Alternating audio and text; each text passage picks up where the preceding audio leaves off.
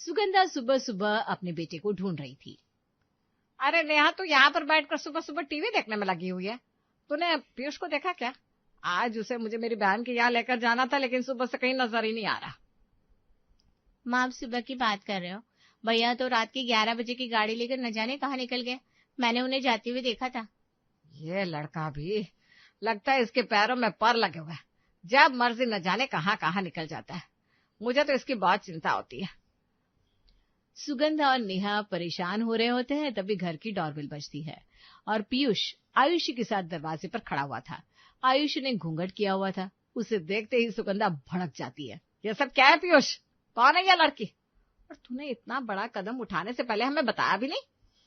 मैं जानता हूँ माँ कि हम मारवाड़ी हैं और आप मेरी शादी मारवाड़ी परिवार में ही करवाती, इसलिए हम दोनों ने मंदिर में ही शादी कर ली। और ऊपर से आयुषी का कोई भी नहीं था। आयुषी हॉस्टल में पली बड़ी है, आप कभी भी शादी के लिए हाँ नहीं करते। अच्छा, अब तू मुझे बताएगा कि मैं शादी के लिए हाँ करती या ना करती।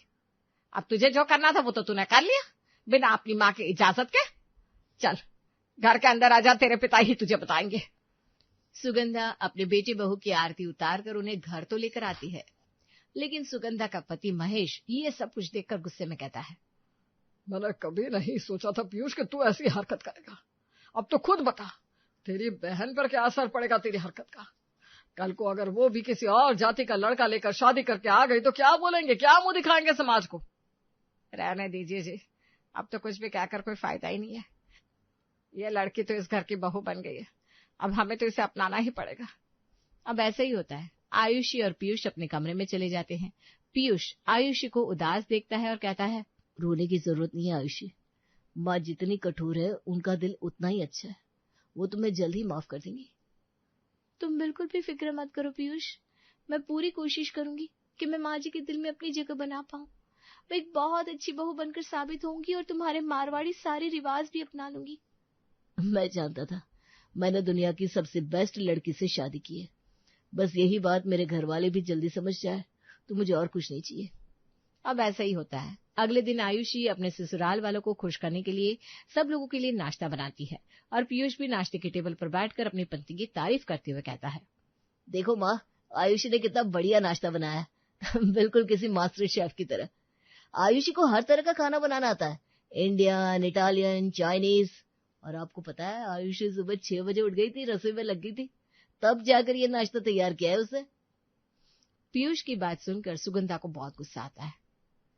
यहाँ पर क्या कोई सुबह सुबह उठकर स्कूल जा रहा है जो इतनी सुबह उठकर नाश्ता तैयार करने की जरूरत थी? अरे हम लोग 9 बजे उठकर 10 बजे नाश्ता करने वाले लोग हैं। महेश जी और तेरा बिजनेस है, फिर इतनी सुबह उठने की क्या जरूरत है? वो तो मैंने सोचा कि जल्दी उठकर काम खत्म कर लूं। सोचने से ज्यादा जो बोला जाए ना, उसे मानने पर ध्यान दोगे तो तुम्हारे लिए अच्छा होगा, समझी? सुगंधा की बात सुनकर हर कोई चुप हो जाता है। वहीं नेहा कहती है, माँ मैं सोच रही थी अब जब भाभी घर में आई गई है तो उनकी मुंह दिखाई की रस्म रख लेते हैं। नहीं, कोई जरूरत नहीं है आयुषी की मुंह दिखाई की रस्म करने की। कर ली ना इन दोनों ने मंदिर में शादी, तब ये सब दिखावा करने की क्या जरूरत है? कोई रस्म नहीं होगी, जो जैसे चल रहा है वैसे चलने दो। ये सुनकर जैसे आयुषी का दिल टूट जाता है, लेकिन वो अपनी सास का गुस्सा भी बहुत अच्छे से समझती थी। सब लोगों के नाश्ता करने के बाद जब वो बर्तन लेकर रसोई में जाती है तो कहती है, मैं जानती हूँ माँ जी, आपको बुरा लग रहा है कि आपके बेटे ने आपके खिलाफ जाकर मुझसे शादी की, पर मैं आपका दिल जल्द ही जीत लूंगी। यूं ही थोड़े दिन बीते थे और एक दिन सुगंधा की पड़ोसन आरती को पता चलता है कि सुगंधा की बहू आई है। अब आरती बहू का चेहरा देखने के लिए और सुगंधा से मिलने के लिए घर आ जाती है। आयुषी भी चाय नाश्ता लेकर आती है। तो ये नई बहू है, दिखने में तो बड़ी सुंदर है। वैसे मैंने सुना है तुम्हारे यहाँ रिवाज होता है कि नई बहू बेटे कुलदेवी के मंदिर जाते हैं और वहां पर कई हजार सीढ़ियां होती है। अगर ऐसी बात है आंटी जी, तो मैं और पीयूष कल ही कुलदेवी के मंदिर चले जाएंगे। वैसे भी कल उनकी छुट्टी है, हम तो सोच ही रहे थे भगवान के दर्शन कर लेते हैं। कोई जरूरत नहीं है कुलदेवी के मंदिर जाने की। जब शादी मर्जी से नहीं की तो मंदिर जाकर कुलदेवी के दर्शन करके क्या कर लोगे? तुम मंदिर नहीं जाओगी। कैसी बात कर रही हो सुगंधा, तुम्हारे घर में तो रिवाज है ना कि नए जोड़े को कुलदेवी के मंदिर जाना पड़ता है, और तुम बोल रही हो कि ये नहीं जाएगी। ये तो पाप होगा, पाप। पाप तो वो भी था ना जब माँ बेटे के बीच में आकर इस लड़की ने मंदिर में शादी कर ली। अरे इतना ही था तो मुझसे आकर बात करती, हो सकता मैं शादी के लिए खुशी खुशी मान जाती। बहू, चाय के बर्तन लेकर जा और बेकार में मंदिर जाकर खुद को परेशान करने की जरूरत नहीं है। तो घर संभाल ले, वही बहुत बड़ी बात है। आयुषी का दिल फिर से टूट जाता है, लेकिन वो कुछ भी नहीं करती और ऐसे ही हमेशा अपनी सास, ननद और सभी घर वालों को खुश रखने की कोशिश किया करती। एक दिन महेश ने आकर सबको बताया, सुनो सुगंधा, बहुत खुशी की बात है। पीयूष ने तो अपनी मर्जी से शादी कर ली, लेकिन मैंने नेहा के लिए बहुत अच्छे घर का लड़का देखा है, खानदानी है। नेहा, अगर तू किसी को पसंद करती है तो अभी बता दे, हमें बाद में कोई ड्रामा नहीं चाहिए। नहीं पापा, आपको मेरी शादी जहाँ भी करवानी है आप करवा देना, मैं किसी को पसंद नहीं करती। मारवाड़ी लोग हैं, ऊंचे खानदान के हैं, पढ़े लिखे भी है, नेहा का बहुत अच्छे से ध्यान रखेंगे। मैं उन लोगों को कल ही नेहा को देखने के लिए बुला लेता हूँ। अपनी ननद के रिश्ते की बात सुनकर आयुषी बहुत खुश हो जाती है। अरे वाह, ये तो बहुत अच्छी बात है, मेरी प्यारी ननद की भी शादी हो जाएगी जल्दी। नेहा, कल तुम मुझे मारवाड़ी ड्रेस पहनना सिखाना और मैं उन लोगों के लिए YouTube देखकर 2-3 तरह की मारवाड़ी डिशेस बना दूंगी। क्या जरूरत है ये सब करने की? हैं? जब तुम मारवाड़ी है ही नहीं तो खाली पीली वहां के रीति रिवाजों का नाटक करने की कोई जरूरत नहीं है। जो जरूरी चाय नाश्ता होता है बस वही बना देना, समझे? पर माँ, भाभी तो मेरे लिए ये सब कुछ बोल रही है ना। बोल दिया तो बोल दिया, जो नाश्ता पानी नॉर्मल बनता है वही खिला देना। ये तरह तरह का मारवाड़ी नाश्ता बनाना, मारवाड़ी कपड़े पहनकर उठना, इन सब चीजों की कोई जरूरत नहीं है। और अब कोई बहस नहीं होगी।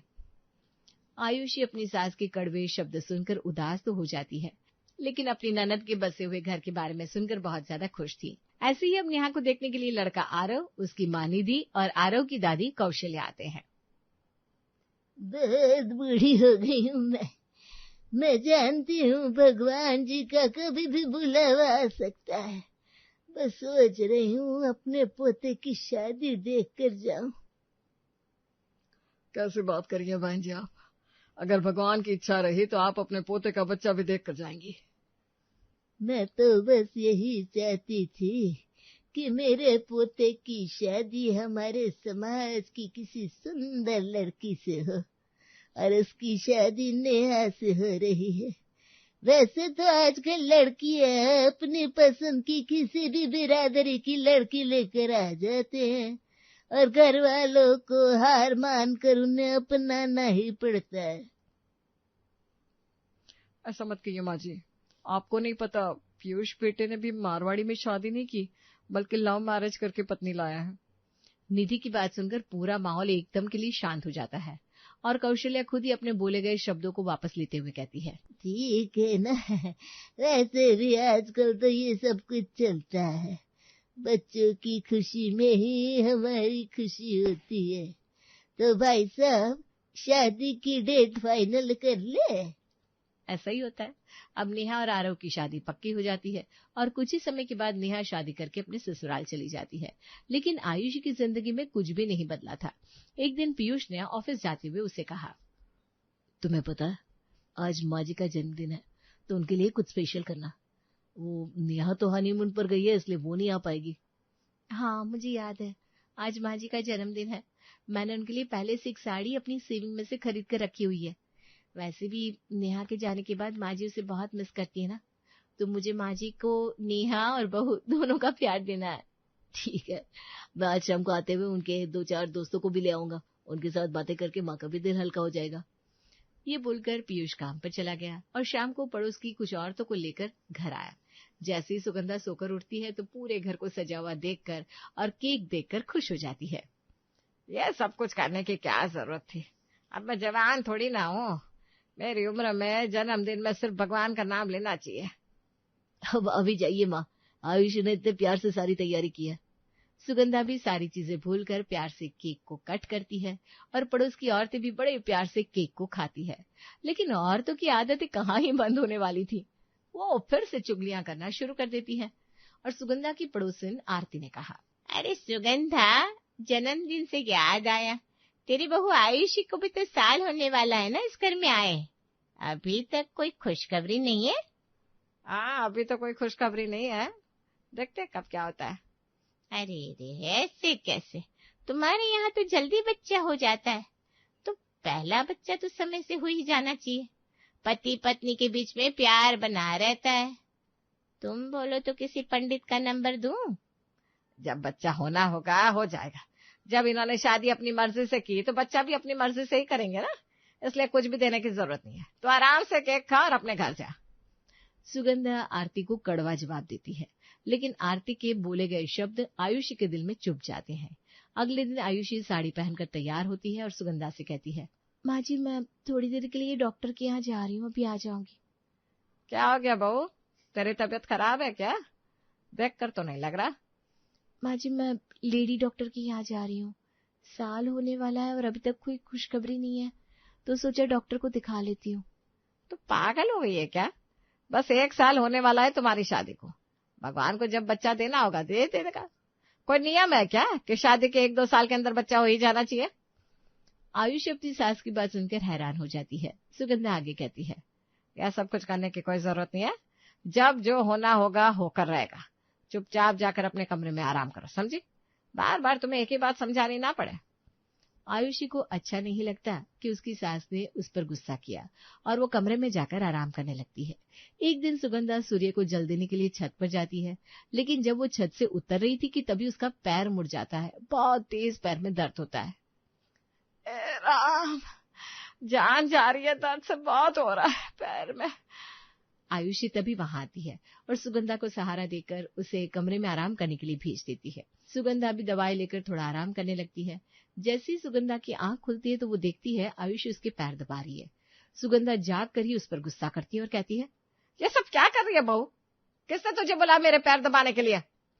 माँ जी आपके पैरों में दर्द हो रहा था तो मैंने सोचा आपके पैर दबा दूं, आपको थोड़ा सा आराम मिलेगा। रहने दे, मेरे पैरों में कोई दर्द नहीं है, मुझे आराम करने दे। जा यहाँ से, और दोबारा मेरे पैरों को हाथ लगाने की कोई जरूरत नहीं है। मुझे बस थोड़ी सी शांति दे दे, मेरे पैर अपने आप ठीक हो जाएंगे। अब ऐसा ही होता है। आयुषी को बहुत बुरा लगता है। वो अपने कमरे में जाती है और पीयूष के गले लगकर रोने लगती है। पीयूष, साल होने वाला है हमारी शादी को, लेकिन माँ जी का दिल तो मैं अभी तक जीत नहीं पाई।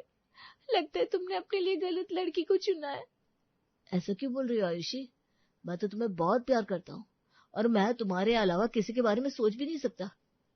पिताजी तो ज्यादातर किसी से बात ही नहीं करते, उनके बारे में मुझे इतनी फिक्र नहीं है, लेकिन माँ जी को तो मुझसे बात करनी चाहिए ना। वो मुझे हर काम को करने से मना कर देती है और जब मैंने उनके पैर दबाने की कोशिश की मुझे ये सब बिल्कुल अच्छा नहीं लगता। देखो तुम बिल्कुल फिक्र मत करो, नेहा हनीमून से वापस आ गई होगी। जब तक माँ के पैरों में दर्द है मैं नेहा को बुला लेता हूँ, उनके साथ रहकर कम से कम माँ का मन अच्छा रहेगा। अब ऐसा ही होता है। पीयूष अपनी माँ के बारे में नेहा से बात करके नेहा को कुछ दिन के लिए मायके रहने के लिए बुला लेता है। नेहा आती है और अपनी माँ के साथ कमरे में बैठी हुई होती है। वहीं दूसरी तरफ पीयूष और आयुषी अपने कमरे में। आयुषी अलमारी साफ कर रही थी। पीयूष जी, जो माँ जी के जन्मदिन के लिए साड़ी लेकर आई थी वो तो मैं माँ जी को देना ही भूल गई। चलिए ना माँ जी को देकर आते हैं। हाँ, नेहा भी उनके कमरे में बैठी है। पूरा परिवार थोड़ी देर बैठ कर बातें करेगा तो अच्छा लगेगा। आयुषी और पीयूष सुगंधा के कमरे में साड़ी देने के लिए आ रहे होते हैं। वो दरवाजे पर खड़े हुए थे कि तभी नेहा और सुगंधा की बात सुन लेते हैं। माँ, पापा ने बहुत बड़ी गलती कर दी उस घर में मेरी शादी करके। सुबह 5 बजे उठा देते हैं, भले ही वो नाश्ता 9 बजे करे। हर हफ्ते कुलदेवी के मंदिर भेजते हैं और मेरी सास तो मुझसे अपने पैर भी दबवाती है, बहुत काम करवाती है। बोलती है घर की बहू को खाली नहीं बैठना चाहिए वरना अशुभ होता है। समझती हूँ बेटा, एक समय मैंने भी यही सब कुछ झेला था, लेकिन तेरे पिताजी के आगे मैं अपनी चला नहीं सकी और तेरी शादी उन्होंने अपनी मर्जी से की। लड़का अच्छा था तो मैं भी कुछ नहीं बोली। पर माँ, आपने तो कभी भाभी को ये सब कुछ करने के लिए नहीं बोला, बल्कि अगर भाभी कुछ भी करती थी तो आप उन पर गुस्सा करती थी। क्या आप उन्हें पसंद नहीं करती? अब नेहा की बात सुनकर सुगंधा की आंखों में आंसू आ गए। देख नेहा, तू तो अब पराई हो गई है। मेरे लिए तो आयुषी भी मेरी बेटी की तरह है। मैं जानती थी कि हमारे समाज में कितने ज्यादा रीति रिवाज होते हैं। मैं तो बस आयुषी को उन सब रीति रिवाजों से दूर रखना चाहती थी। मैं जानती थी कि उसने प्रेम विवाह किया है और मेरा दिल जीतने के लिए वो सारे रीति रिवाज अपना लेगी। उसका चेहरा देखते ही मैं सब कुछ समझ गई थी। माँ, फिर इसका मतलब? इसका बस ये मतलब है कि मैंने जानबूझकर उसे सुबह सुबह उठने से मना किया, वरना हम लोगों को यही आदत पड़ जाती। मैंने उसे कुलदेवी के मंदिर नहीं जाने दिया क्योंकि फिर शायद हम उसे हर हफ्ते या महीने कुलदेवी के मंदिर भेज देते, और अपने घर की बेटी समान बहू को झूठे रीति रिवाजों में बांधने की जरूरत क्या है। मैं भले ही पुरानी पीढ़ी की हूँ, लेकिन पुरानी सोच की नहीं हूँ। सुगंधा की बातें पीयूष और आयुषी सुन रहे थे। वो कमरे के अंदर आ जाते हैं।